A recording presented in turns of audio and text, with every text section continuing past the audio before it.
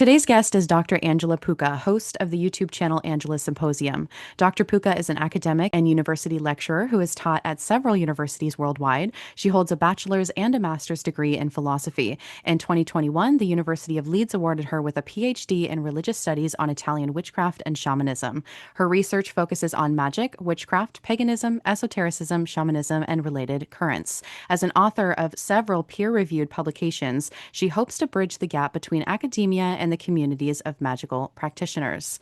Welcome, Dr. Puca, to the channel. It is an honor to have you here. I am so happy that we got to collaborate today. For those that don't know, I was just on Dr. Puca's channel where she got to interview me, which was very strange because I'm normally the one that's interviewing other people. So it was very, very weird to be interviewed, but I'll have that linked in the description box for those that want to go to her channel and listen to the conversation we had. It was a really, really good conversation on science versus magic and psychology and even current events. So we got into a lot of really good stuff. But Dr. Puca, thank you so, so much for being here. And I'm just excited to have you, excited to get into this again. Thank you, Ivy. It's my honor and pleasure to be here with you. I'm a fan of your channel as well, so it's lovely to be here, and I've loved our conversation on my channel as well. I'm sure this one is going to be great as well. Yeah, I'm really glad to speak to you in particular because, and I didn't know if I was going to bring this up or not, but I had said this to Dr. Puka offline. It is really wonderful to see a woman in academia. And of course, I'm going to support all academics and scholars if I align with what they're doing and they're a good person. But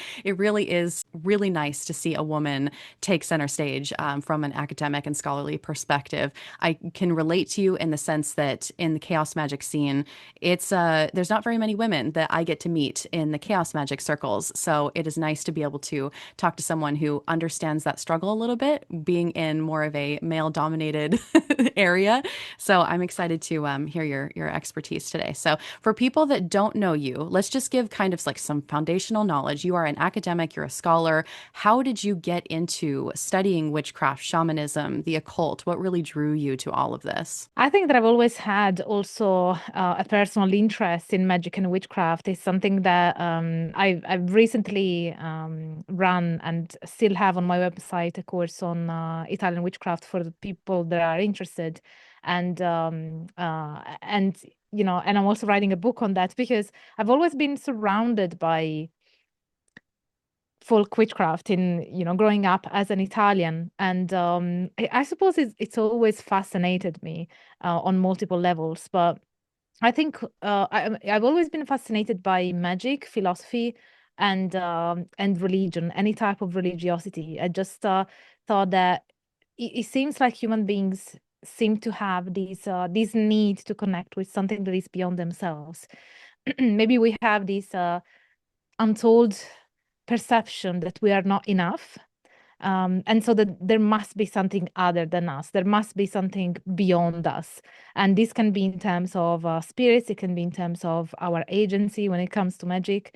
So that sense of yearning for the beyond, it's something that has always accompanied me.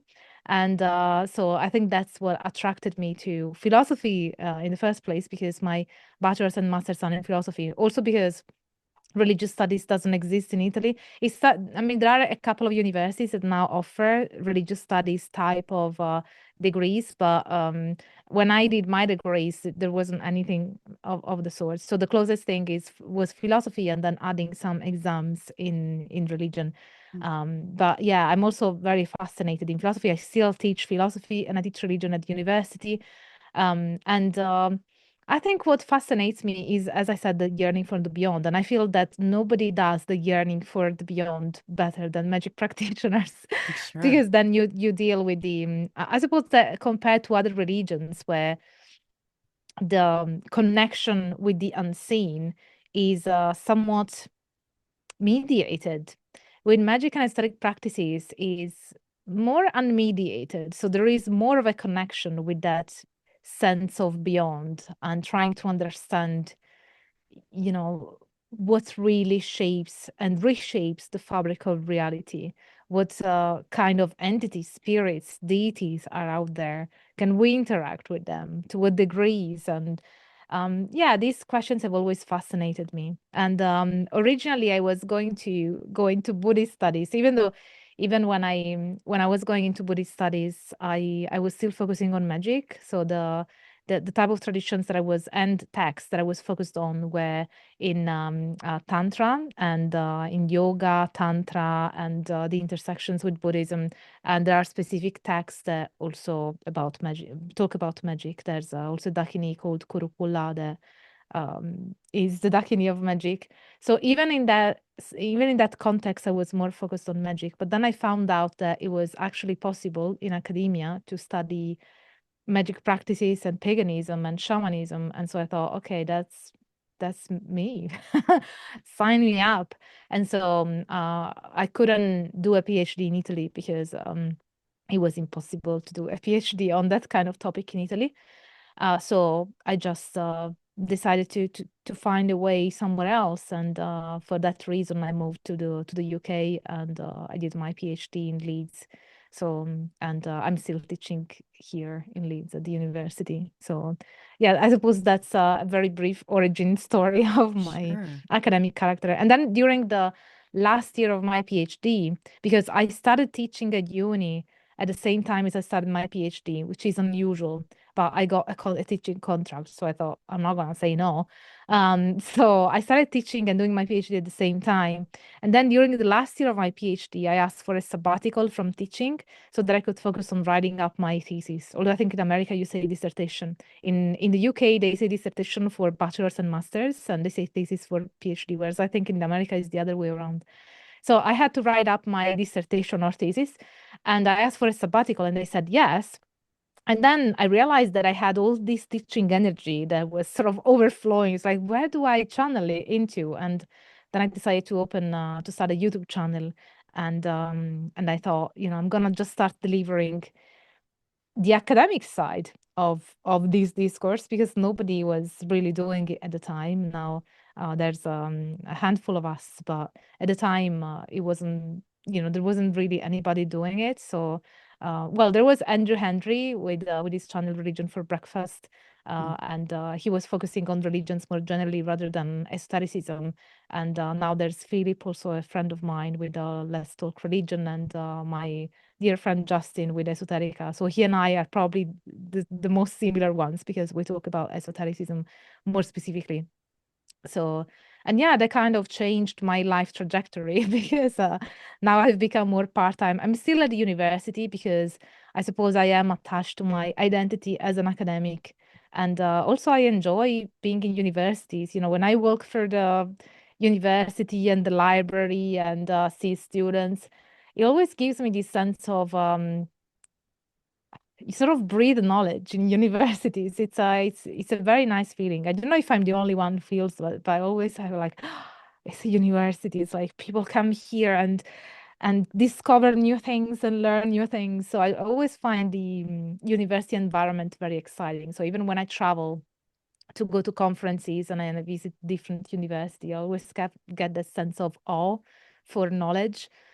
So yeah, my intention at least, so you never know what happens in life, but my intention at least is to keep staying in academia and also working on my project Mhm. side by side. Might make me crazy, but I'm trying to do it both.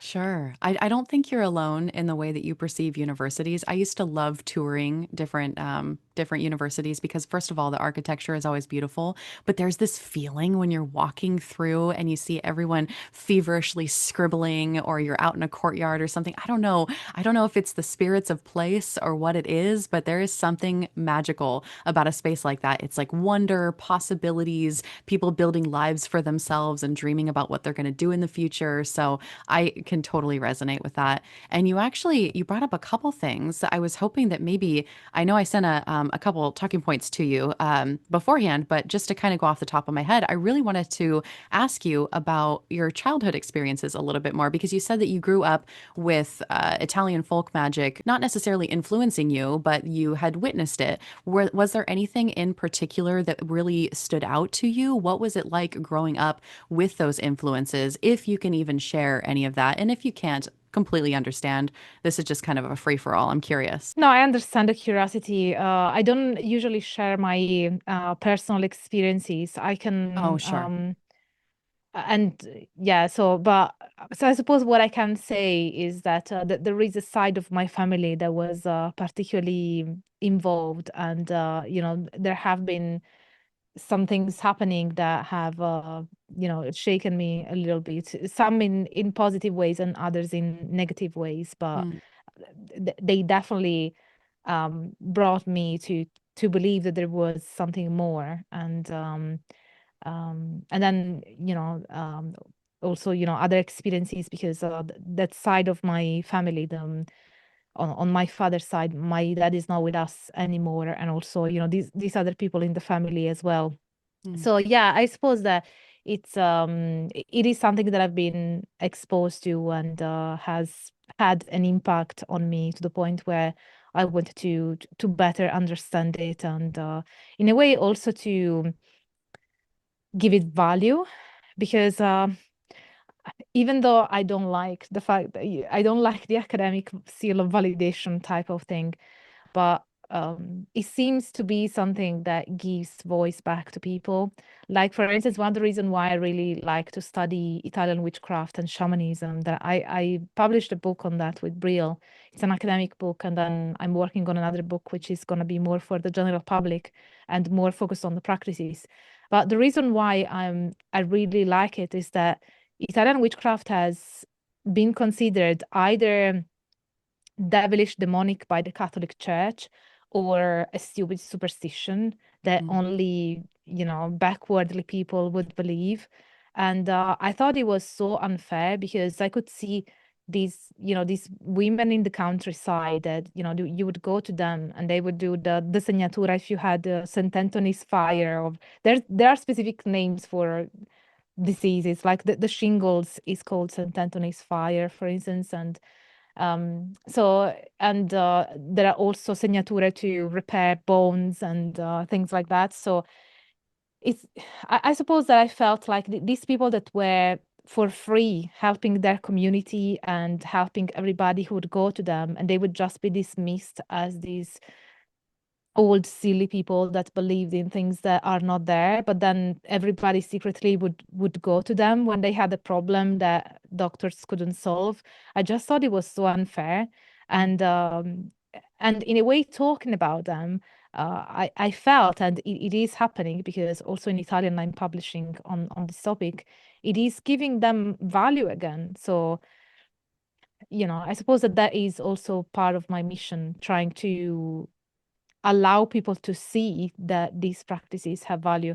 As I don't think that academia or science can prove that magic is real and exists. We talked about that on the chat that we had on my YouTube channel, and also I have a video on why science cannot prove magic that expands on that.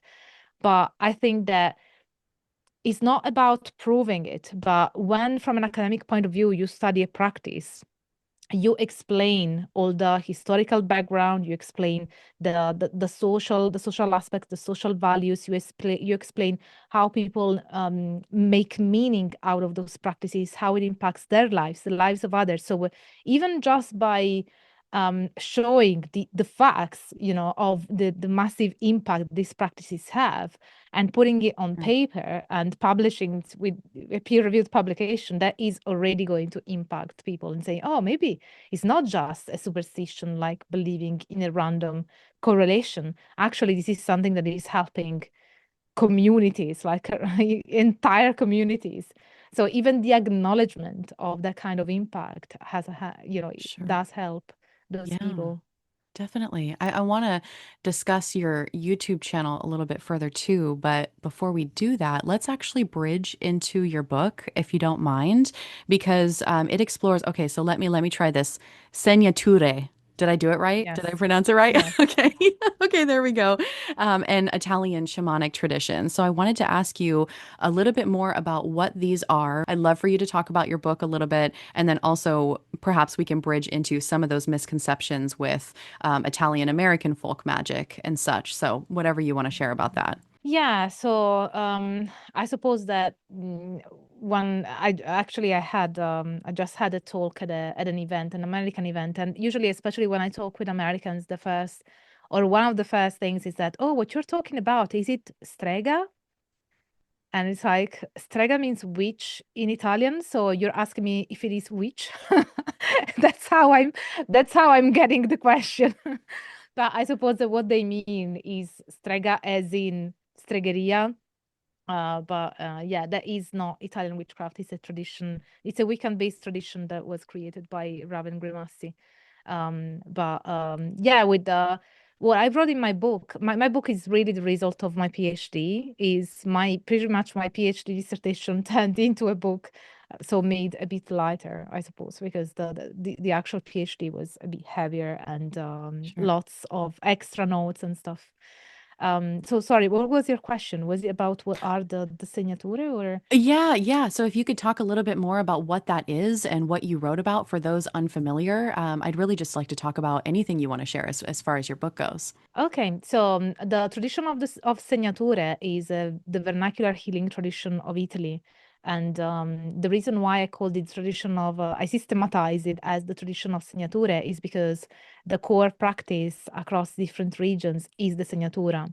So the term Segnatura actually comes from a region called Emilia-Romagna. So originally it wasn't used trans-regionally. But then in recent years, thanks to social media and the fact that everybody was looking for a name and one region had a name for it, the term Segnatura has started to be to become to being adopted across the peninsula.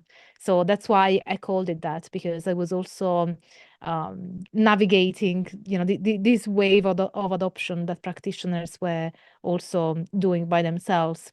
Hmm. And I systematize it because my research, my PhD research actually started into shamanism. So originally, what I was going to do was studying transcultural shamanism, which is forms of shamanism that are non-culturally specific, that can be practiced by anybody. They don't have any cultural link or specificity. The most famous of these is core shamanism, created by Michael Harner and proponed by the Foundation for Shamanic Studies. So originally, my PhD project was about studying neo-shamanism or transcultural shamanism in Italy. And then while I was doing my research, I came across this woman who claimed to be the last Italian shaman of a hereditary tradition. And so I thought, Italian shaman? Okay, that's new. And so I went to her and I spent a few days with her in her home and did rituals, collected plenty of interviews and so on, so that I could understand what her tradition was. And basically, after like 10 hours of interview and so, and thinking about those, I asked her, what is the difference? Because what you're telling me sounds very familiar to me.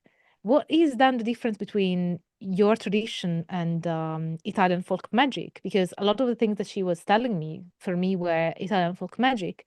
Hmm. And she said, oh, that's a good question. And then as a response, she said that the reason is that her tradition was not syncretized with Catholicism, whereas folk magic was syncretized with Catholicism. But that anyway opened a new avenue for me. So like, okay, so if she's talking about this as Italian shamanism, could it possibly be Italian shamanism? And then I started to look into folk magic as well. And then in my book and in my PhD, I argue that it is a form of indigenous shamanism. If you want me to elaborate on that, I can, but it's Please long and do. tedious, I probably. love long-winded answers, so please elaborate if you want to. Okay. So, trigger warning, if you don't like tedious academic discussions, skip this part. This is something that I had to defend fiercely, but it did pass, my PhD and all sorts of peer reviews. Nothing has been more peer reviewed than this. PhDs are like have to go through a lot. So yeah, basically the reason why I argue that it is an indigenous form of shamanism, the indigenous Italian shamanism, is that, first of all, indigenous. Let's unpack the terms. So, when it comes to indigenous, there are indigenous peoples and indigenous religions. So, indigenous religions is not the same as indigenous people. So, you cannot collate the two. And this is something that I haven't discovered myself. It's something that many other scholars before me have talked about. It's like, what if an indigenous person is Catholic. Does it make Catholicism an indigenous religion? Of course not. So indigenous peoples is a political category, and it is a category that has a very important meaning in our society and, needs to be respected. Indigenous religion is something different. Indigenous religions can be practiced by indigenous peoples, but they can also be present in among people that cannot be politically classifiable as indigenous.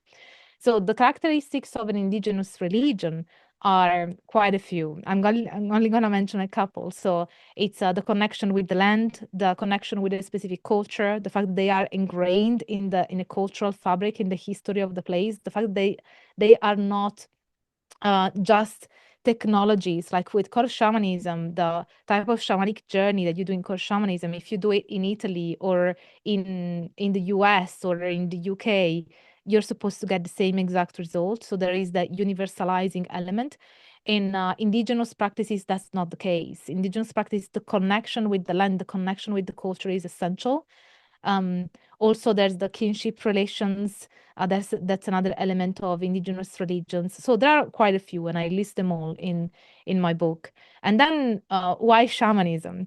The definition of shamanism is also another tortuous one, because it's one of those definitions that doesn't have an agreed upon meaning by scholars. So the way I go about defining shamanism is by using a dual methodological approach. One is a discourse analysis approach, which comes from Michel Foucault. And it is discourse analysis is the analysis of the patterns of meaning that emerge from a specific community. You will find that social scientists will confirm this, but if you ask to different people, you will get very different answers. If you ask too many people and collate all those data together, you will find that even though they will use different terms, the patterns of meaning is the same around what they are describing.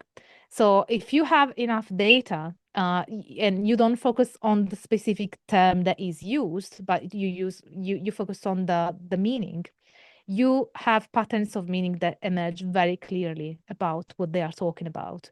And that's also the reason why, even though people describe the things in different ways, they still intuitively understand what we are talking about. Like I could define witchcraft in a different way than you do, or in a different way that somebody else does, but intuitively we all understand what witchcraft is about. So discourse analysis was what was one part of my methodology, and the second part of my methodology was a deictic approach. Deictic comes from Latin, deixis, and it refers to terms that don't have a meaning on their own, but they only have a meaning in context. So, for instance, terms like here and there. So here means something very specifically, but if I just say here, I'm not saying anything. So here and there are deictic terms because they only assume meaning in context.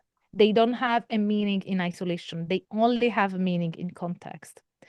So I use this dual approach of identifying patterns of meaning in the community studied, of course, in this case is in Italy, and a deictic approach where I don't want to essentialize shamanism into something that I define and then it's applicable to any country in the world. I am very aware that the way that shamanism will present, especially given that I argue that it's an indigenous tradition, the way that it will present in Italy will be different from the way that it presents in Siberia or in South America and so on. So I use this dual approach to define what shamanism is in Italy. And shamanism in Italy is a vernacular healing practice that has some connection with the spirit world. It can be defined as saints. Some even of the old generation of practitioners, they called about the spirit. There's an informant of mine from Sicily that she would say, the spirit is telling me what to do. I said, the spirit? Yeah, it's kind of like a saint. So when they want to explain it so that you understand it, they would use the term saint. But I've come across informants that would actually use the term spirit, and this would be obviously more common with the new generation that has a bit more exposure to New Age paganism and other types of spiritualities. But when I found it in the old generation of people that have not been exposed to these type of cultural elements and religious traditions, then it's like, okay, that's interesting, because they've never been exposed to New Age paganism, nothing of that sort. I mean, they couldn't even speak Italian; they could only speak the dialect. So, yeah, it's shamanism in Italy presents in that way, and the way it presents is the tradition of Segnature. And some people would say, "Oh, but is why using the term shamanism isn't just for Siberia?" That's a question that I get a lot. And it's like, no, shamanism doesn't come from Siberia. Shamanism has always been a term made up by scholars.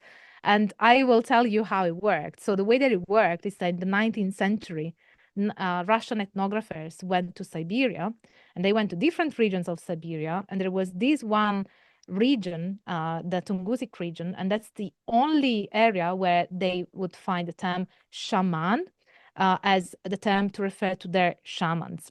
But the term shamanism, the concept of shamanism, is a scholarly invention that has worked from that moment onwards to overlap over local specific terms.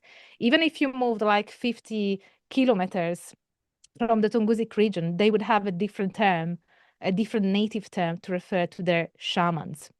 So the fact that shamanism has been only applied to non-Western countries is actually very problematic, and it's a way of exoticizing people and practices and saying, oh, because we are the rational ones, so shamanism can only happen in those countries that are very exotic. But that's an exoticizing move where you're not seeing those people in their own right. You're seeing them as, because you, the Westerner, are the observer and they are the exotic others. So I think that I also challenge that, the fact that people are very quick to use shamanism for the exotic other, but then they don't want to apply to when the same practice with the same patterns, with the same traits appears in Europe, then we are not the exotic others, so that doesn't work. So does it mean that then the term shamanism, is problematic then, because, it can only be applied to certain people. So that's not how it works in academia. I mean, when you want to study something properly, you have to look at the meaning of the term, what the term indicates. And then if what that term indicates presents elsewhere, you've got to acknowledge that. You cannot say, oh, because it is not the right people to apply that term to, then we cannot do it. That would be That very problematic. it would be, and you actually answered a question that I had for you because I was going to ask you about the terms indigenous shamanism and even the term witchcraft and whether those terms should be reconsidered or not because there is so much discourse. I remember watching I think it was one of your videos from a couple years ago at least. I think it was one of your older videos about shamanism where you were talking about the term and how many people in academia can't even agree on what witchcraft is or shamanism or whatever. And you kind of already answered that question, whether it should be reworked or not. There is some problematic discourse around it. Let's talk about your field work because you did some field work, obviously, in order to connect a little bit deeper to the things that you were studying. How do you manage being an academic and kind of writing that line, right? You're participating in these rituals as an academic. How do you stay objective? How do you keep your critical thinking and really kind of navigate that when you're studying what you're currently experiencing with others? Yeah, that's there's a long debate about the insider-outsider perspective. I think every religious studies conference has at least one panel on the insider-outsider debate Mm, that touches exactly on that. So the way that it worked for me is that so obviously for those who are unfamiliar with how the process works for anthropologists of religion, you always have to have ethical clearance for your data collection. Otherwise, your data will be invalidated and you cannot use it for your work and your publication, which is why it's so important to to give value to peer-reviewed publications because they have to go through so much rigor and even from an ethical point of view. So because of ethical clearance, I needed to always say and state very clearly that I was there as a researcher, that I was collecting data out of those experiences. mm, And some people would react okay with that and others not so okay. So I've had a few experiences where people actually felt this defensive and challenged me a little bit. But in terms of how I approach it, um, I think that when I'm participating in a ritual, because obviously I participated in many rituals as a scholar, I think that you feel immersed in it, but at the same time, as if you're looking at it from as a third person. It's difficult to explain because when you are there as a researcher, let's say, if I was a practitioner and I would also participate in rituals as a practitioner, then as a practitioner you have a full immersion, and your main objective during that ritual is to achieve whatever it is that you want to achieve, union with a specific deity or a magical ritual. So your aim in that ritual is to achieve that. So you try to get into the proper altered state of consciousness because that is your aim. So when I participate in a ritual as a researcher, my aim is understanding what's going on, what's happening to the people, what is happening to me. So my aim is not to achieve those other things that I mentioned. My aim is understanding and um, collecting as much data, even mentally, as possible, like people that are around me and what are they doing, what are they feeling, how are they expressing how they feeling. So because you have a lens, because your orientation is more towards what is happening in a wider sense, you're not so immersed in your personal experience. You're more detached from that, if that makes sense. I mean, you also Yeah. pay attention to how you feel in the ritual, but because your angle of vision is wider and you keep looking at, what the shaman is doing, what the drums is doing, what the rattles are doing, what the person next to me is doing, how does their hand feels, and how do they behave as a result of a specific practice. So you have this wider lens that just completely affects your experience because your aim there is to understand what's going on and gather as much knowledge and as much data as you possibly can. So you just automatically do not allow yourself to be in that space and in that altered state of consciousness yourself, because that is not the purpose of why you're there. I don't know if Mm. that answers your question. It does. It does. And this actually kind of brings me to, so I was listening to your podcast episode with Ike Baker. It's the podcast is called Arcanum, which I just did a collaboration with him yesterday. So it's kind of fresh in my mind, but I know you guys had collaborated a little while ago. And you had said something that really sparked something in me. I actually wrote down what you said. You said that practitioners were completely unaware of the research that was going on in academia. And you were touching on this major disconnect between academia and the practitioners when you were doing field work. I think you mentioned this specifically when you were in Italy doing field work. So, do you feel like in your attempt to kind of bridge the gap, because you have this mission on your YouTube channel to try to bridge the gap and to bring academia to practitioners, do you find that that has been well received by the majority? Or do you feel like some practitioners feel like it kind of maybe dissects or distorts what they're actually trying to do? I'm really, really curious to hear your experience and what that has been like with you attempting to do this and its reception from practitioners. I think both things are true. Both of the things, both of the outcomes that you mentioned have happened. I've always had the sense, and it was somewhat confirmed by a book written by Coco von Stuckrad, the German professor. He published a book called The Scientification of Religion. Mm. And there are a couple of chapters also on paganism and shamanism. And he talks about how much academia has and science have influenced these traditions. So I've always had a sense that actually esoteric practitioners, shamanic practitioners, pagans, that they do have a particular interest in what academia has to say, which is something that I appreciate, and it's really nice. Unfortunately, that kind of knowledge is not easily available to people, and that's something that we academics need to be accountable for, and that's why I'm trying to do this project so that it is more available.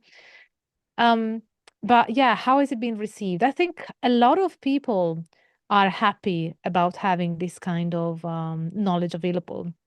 A lot of people also distort it and try to make it serve their purpose as opposed to trying and understanding things in context. But that's also happened with science, in my opinion. Like if you look at the whole discourse around quantum physics, quantum mechanics, that's like a massive example of how physics has been completely distorted to serve certain purposes, supposed to be read in context and for what it actually means. So I think that's not new. So there have been people that have tried to do that kind of thing, and people that are, yeah, maybe not so much people that have been upset, other than some Christians. Sure. We I've all get that.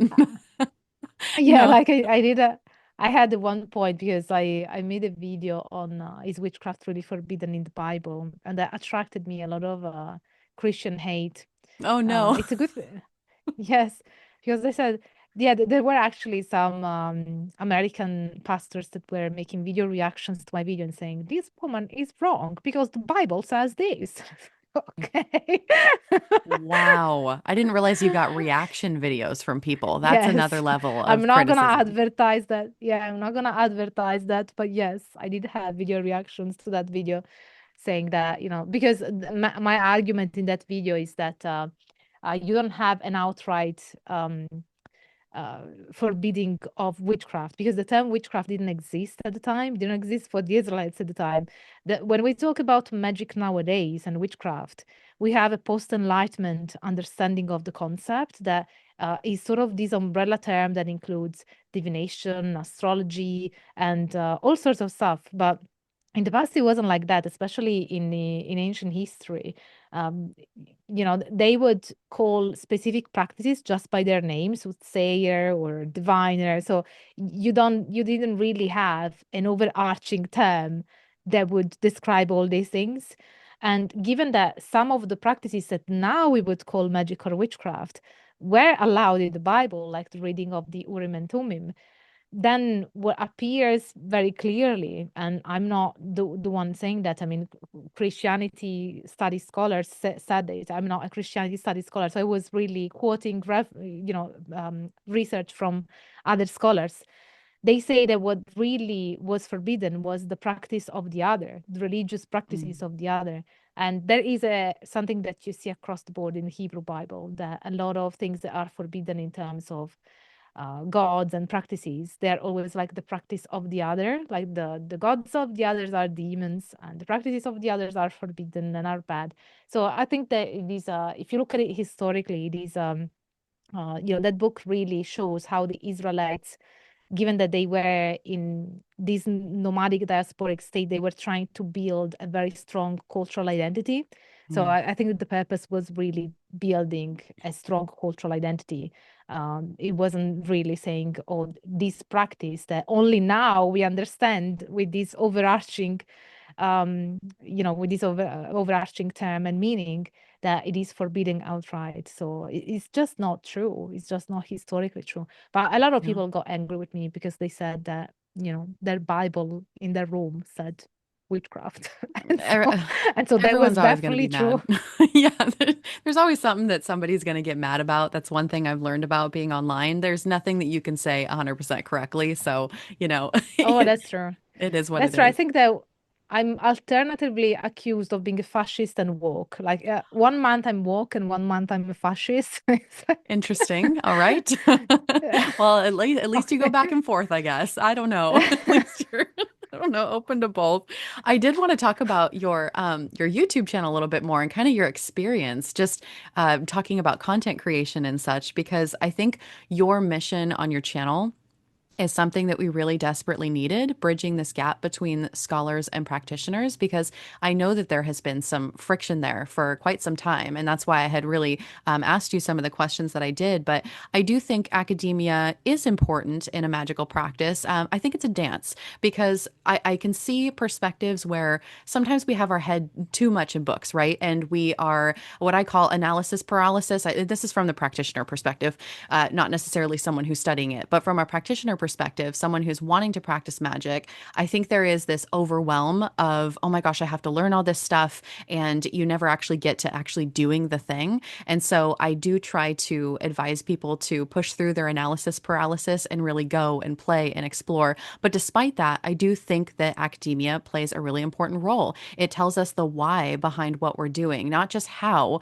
but why. So I do think that's important. I mean, giving us so this is something that I wish I had brought up in our conversation on your channel, but the historical and the cultural framework to understand what it is that you're doing. And I know that you and I had talked a lot about about psychology, and even just using that to help understand parts of what's happening in the ritual process. Not saying, I always have to preface this, I don't think psychology can fully explain what's happening. I do believe that there are other things at play, but even using, like neurobiological processes and altered states of consciousness and brainwaves and such, using the academia from the world of psychology to kind of bring that into ritual. So there's so many good points about bringing in academia into an occult practice, and it seems like people are either in one basket or another. They're either all academia. What's that term? Armchair magicians, where they claim they're magicians, but then they don't actually practice, and then they try to do the actually when they aren't actually practicing. Or people on the other perspective, where they're practitioners that completely disregard academia and say that academia absolutely has no place because it is an experiential thing. It is something you do, not something you read about in books. And I disagree with both. I think there is a lovely middle ground, a nice dance that we can have as practitioners.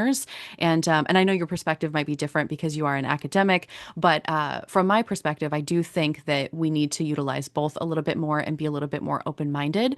So I'm curious, on your YouTube channel, how has the process been? I know I just asked you about the reception from practitioners, but just being online in general, what are some challenges that you've encountered being a content creator, particularly in the realm of witchcraft and shamanism and such? What has that been like for you? I remember watching one of your videos where you unboxed your 100,000 subscriber plaque for the first time, which was really great. And you've just had so much success. And I know there's a lot of good that comes with it, but then also a lot of internet trolls. So feel free to share whatever you want to To share. rant. Right. Go ahead and rant, if you will. Yeah, first of all, I agree in terms of the relationship between academics and practitioners. I agree with you. I think that there is a middle ground. I think that as an academic, I would never tell a practitioner what to do. I mean, it's not really the job of an academic to tell practitioners what to do. That's the point of it. I mean, the point of academics is to find the most accurate knowledge on a given topic that you can possibly get at a given time. Is not to tell practitioners what to do. I think that maybe there is an implication on the part of practitioners that that's the case, but I mean, if somebody is an academic and is not just a bully who wants to play the scholar of the situation, that's not going to happen. I mean, I don't know any of my colleagues that would do something like that.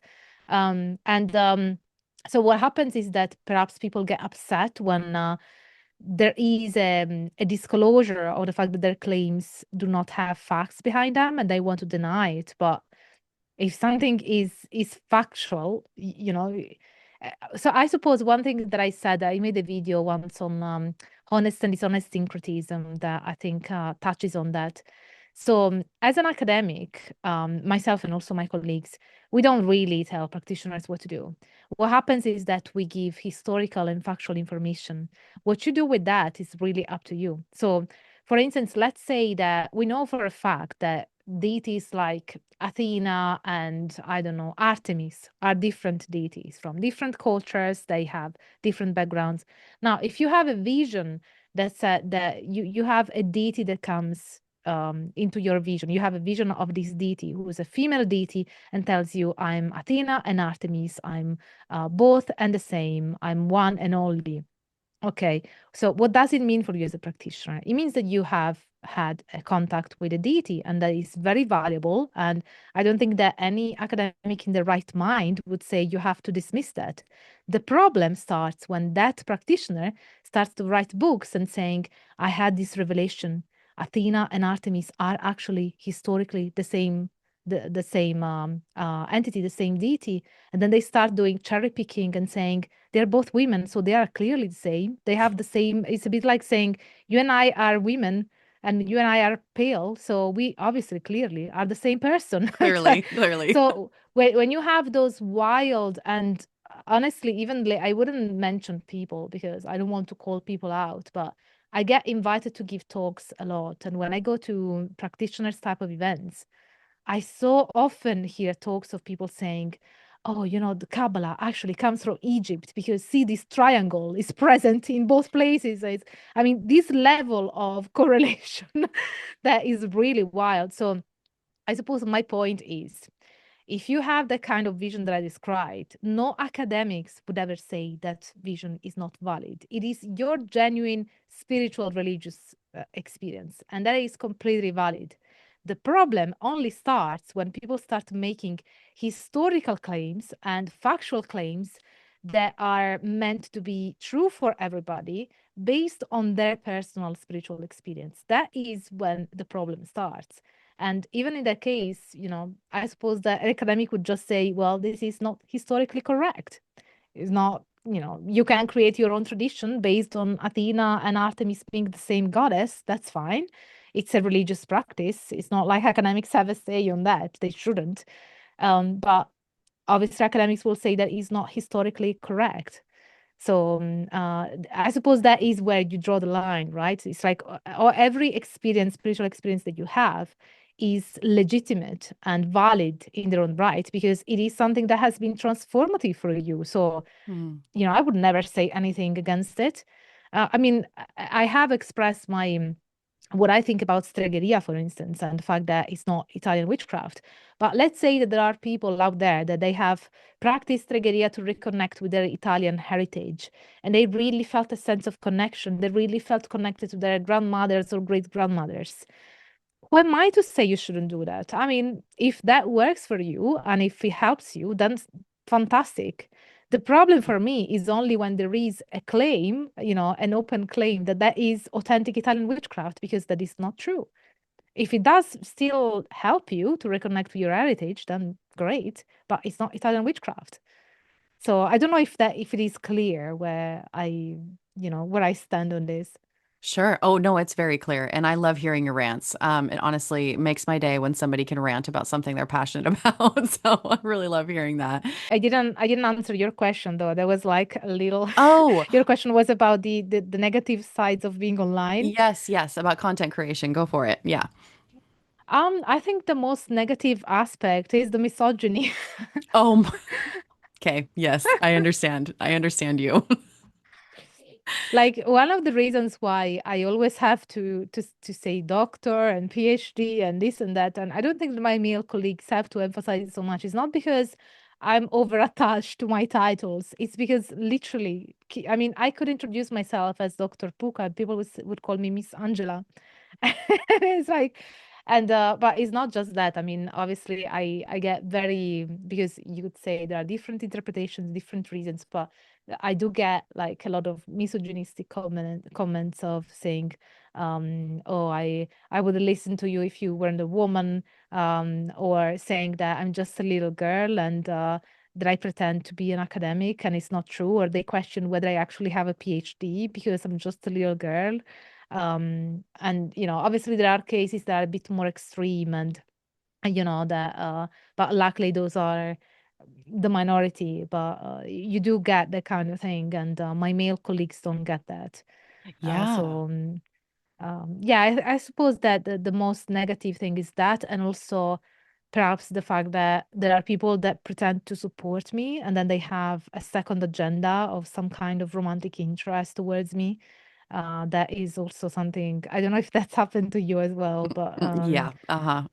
Absolutely. There's always a hidden agenda. It is very frustrating, and especially with both of us in circles that are very male dominated. And I know that you've made friends, I've made friends in our own circles. And it is interesting looking at, my analytics, for example. I think it shows 70 to 80% are female identifying of the people that watch me, and only oh 20 to really? 30% are male. I don't know if you've looked at your analytics. I'm sure that yours might be a little bit higher as far as, male identifying individuals. For a while, that was a little bit different. It used to be closer to 60/40, but I really stopped trying to make myself more masculine for the sake of being taken seriously. And I am just, full in my femininity. And if someone's uncomfortable with that, then don't watch my shit. I really don't care at this point. So I think I've just kind of embraced that. And I share a lot about my own life as well. And I understand the nature of the things that I'm sharing will probably bring in more of a female identifying audience. And I'm okay with that because honestly, the misogyny that comes with those other numbers of 60/40, I'm fine not having that anymore. So I fully understand where you're coming from. But it is interesting being in these fields. And there are some really, really great friends that I've made, some male identifying individuals that I just really adore them and I really appreciate them respecting me regardless of being a woman. So I can definitely relate to you there for sure. Yeah. My Yeah. analytics are the opposite as yours. I think it's 80% males and 20% females. Oh, I'm sure But because of the type of content that you are putting out there, I yeah, think is going to draw. why do you think that women are more interested in the because my hypothesis, my working hypothesis is that probably women are more interested in the practical side and men are more interested in the theoretical side. Mm, But I don't know if I don't know if that's the case because I used to think that. I don't know if men are more interested in the theoretical and women are more interested in the practical. I think it's more so because my channel in particular, I have a lot of videos that focus specifically on modern interpretations of witchcraft. And I think that crowd in particular is predominantly women. So I think that's why my numbers are skewed so much. And there are other things that I could talk about on my channel, but that I've kind of deviated from those subjects. But it brought in a crowd that I didn't really enjoy in my comment section. So I just decided to stick with the people that I really think are awesome, that we have great conversations in the comments. And I'm like, you know what? I'm going to keep making this type of content because these are the people that I really enjoy talking to. Even though witchcraft is barely a fraction of what I do spiritually, that's primarily the type of stuff that I put out on YouTube because it gets such a great response and it brings in the type of community that I enjoy interacting with. as you mentioned, I think even in my case, I think also the majority of my patrons, like for instance, one thing that I notice is that majority of my patrons are also men, but my online courses were primarily women taking them. So it's Mm. like, okay, so that's interesting. Why then, the my online courses are taken primarily by women and my patrons are primarily men. Um, yeah, it's I That is honestly don't know. interesting. Yeah, Oh. because it's like you would imagine, given that the majority of my audience is male, then that would reflect into people taking my courses, whereas my courses tend to be predominantly women. Hmm. That So, is really, really interesting. I don't know why the analytics happened the way that they happen, but I'm glad that you are persevering through the misogyny. So good on you for dealing with that. yeah, I had to sort of block certain words from my channel that maybe I cannot say out loud, but they are female body parts and Yeah. and slurs. Mm-hmm. So that I don't even see those comments. They just go into the spam hidden section. Mm-hmm. But yeah, hopefully, I obviously I know that there are lots of men that are not like that, and they don't undermine somebody and what they say just because they're a woman. But yeah, I suppose that I always felt like growing up, I've always been in male dominated spaces, and I've Mm-hmm. always been questioned for that. Like I remember since I was, and that has brought me a lot of internalized misogyny that I had to work through in recent years.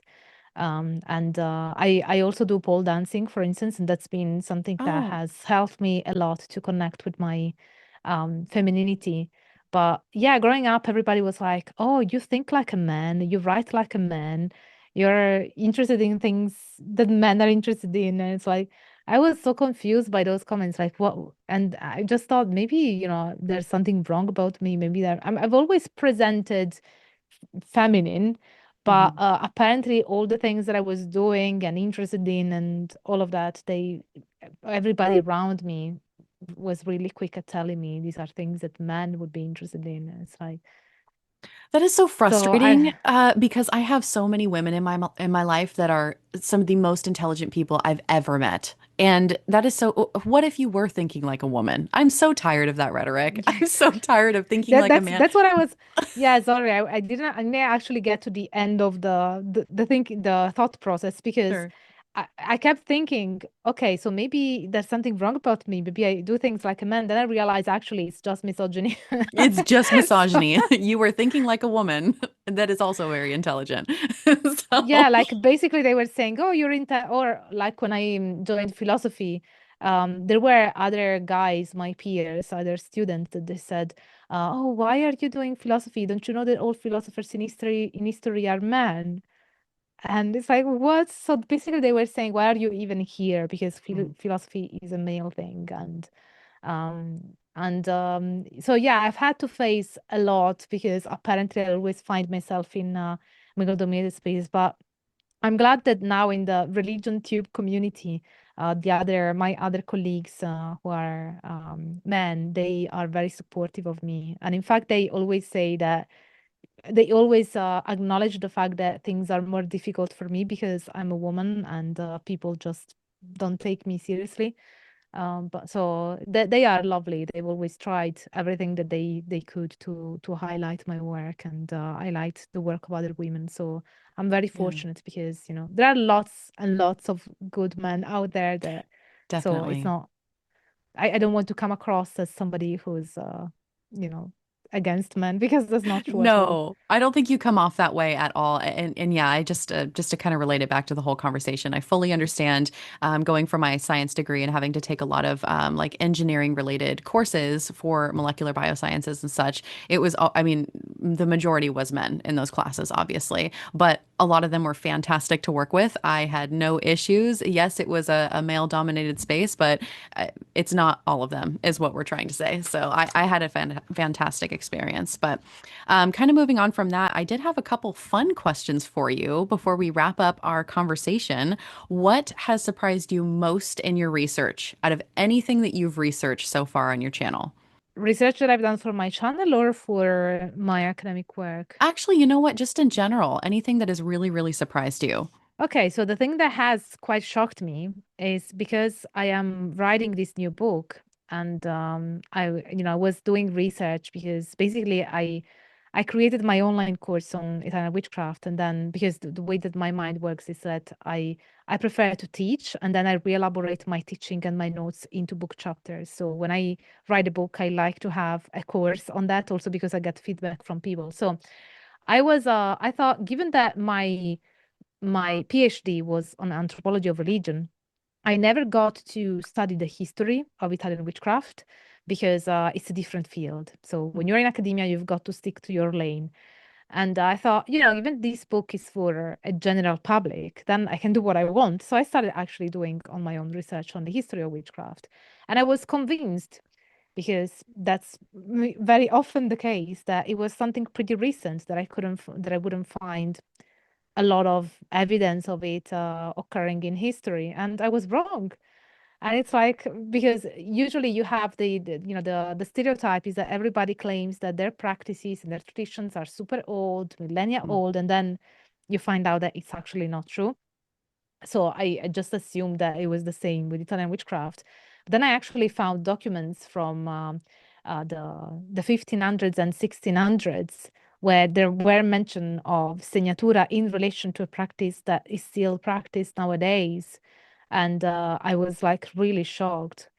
So basically, the 1500 is when I found the earliest occurrence of the term in relation to the practice. But I also found earlier documentation of the existence of the practice itself. mm, So we are nearing like a millennium actually.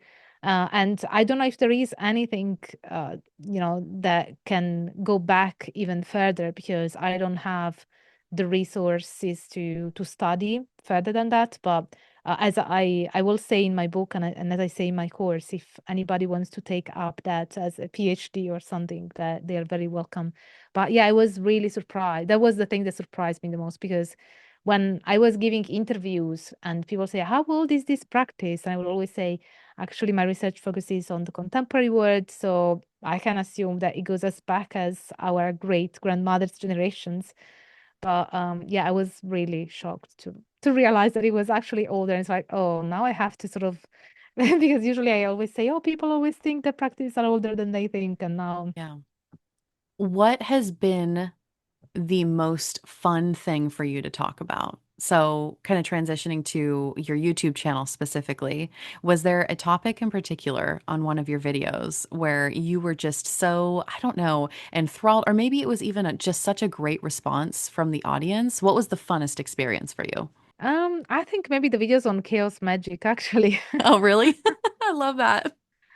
Yeah, I think because I think my first video to become quite popular, and it's probably still the most popular on my channel, is what is chaos magic from a few Mm, years ago. mhm. And yeah, because the response from the audience was great, and I think that a lot of people also associate me to that video because perhaps that's the video they watched of me, or the first one that they watched anyway. But yeah, I think that talking about chaos magic is really fun. Even though sometimes it attracts comments of people saying, "Oh, this is just rubbish. They're just making stuff up." Yeah, that's the point. It's kind of the point. Yeah. No, I think I've seen that. I think I've seen that video. I think I've seen almost all of your chaos magic videos. I mean, hello, I talk about chaos magic on this channel. So, of course, I'm personally Mm. invested in those. Okay. So, my final question for you before we wrap up, do you think that esotericism, witchcraft, all of the things that we've talked about as far as the world of the occult goes, do you think it's starting to be taken more seriously in academia, or is this still a marginalized topic? I think esotericism is taken seriously in academia as part of religious studies and social sciences, sociology of religion. Hmm. So yes, I think that the work of my colleagues has been incredibly important. Antoine Fabre was a pioneer in France, and then Wouter Hanegraaff in Amsterdam, and Marco Pasi as well. So I think that we owe a lot to these pioneers, and Ronald Hutton with pagan studies. So luckily now, esotericism is taken very seriously in academia. Of course, there is still a stigma around being a practitioner, and that's why you can be a Christian theologian and say that you're a Christian, but you cannot study esotericism and say that you are a practitioner. Otherwise, that can affect your career.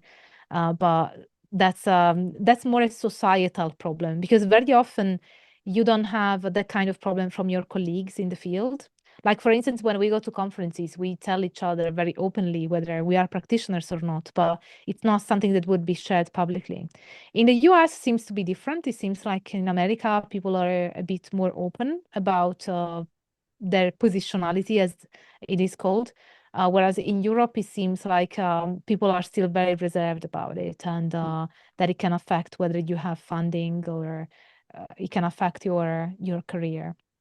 But yeah, it is definitely taken seriously. I mean, nowadays, if you go to a religious studies conference, it's very, very common. I mean, I'd say it often happens that you have multiple panels on esotericism and paganism. Like, I went to the World Congress of Religion last month, which on this occasion, it happens every 5 years and it's in a different part of the world.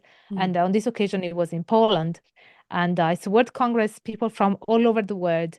And there were 2 entire days with panels on paganism and esotericism, 2 entire days.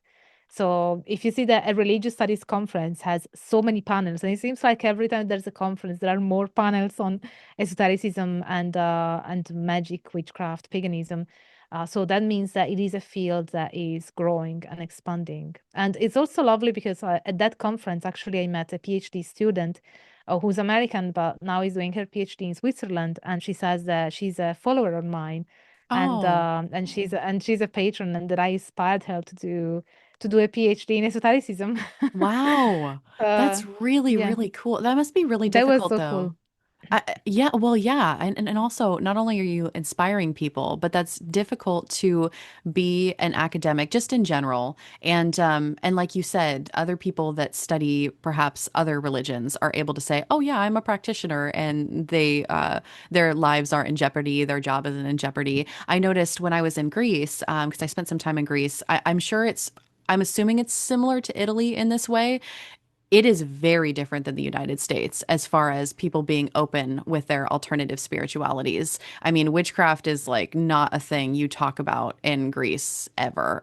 So I don't know if Italy is similar, but it's still very condemned, and you have to stay hidden and you have to kind of keep it a secret. At least the locals that I was staying with and conversing with there about it, that seems to be the case. Although there is folk magic rampant throughout Greece, it's just not like alternative spiritualities are not encouraged whatsoever like it is in the United States.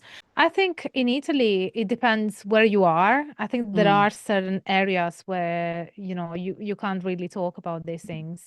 So there are especially small towns, the countryside, whereas in big cities, people are a bit more open and it's not that big of a deal.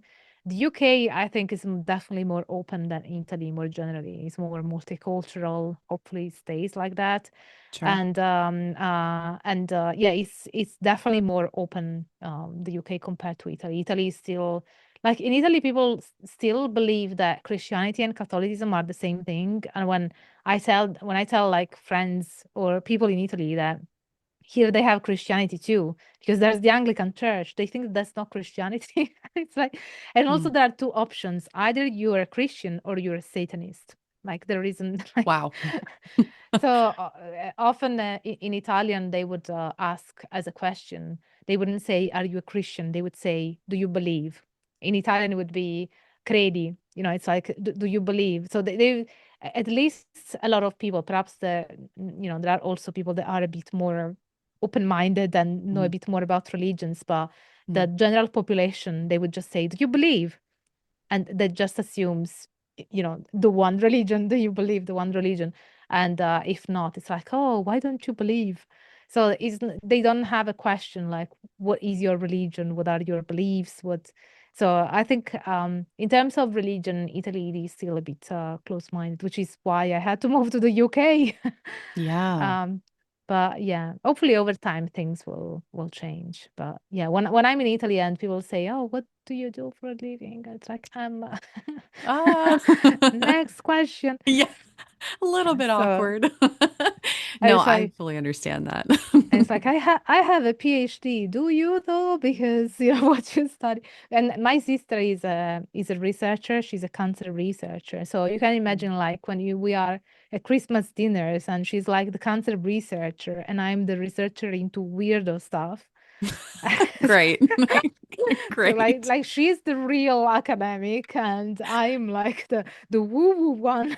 Yes, yes, that is so funny. Well, thank you so much for coming on the channel and talking about. It was really nice to get to know you a little bit more on a personal level. So, thank you for talking about academia, but then also your personal experiences being an academic and what it's been like on YouTube and all of that.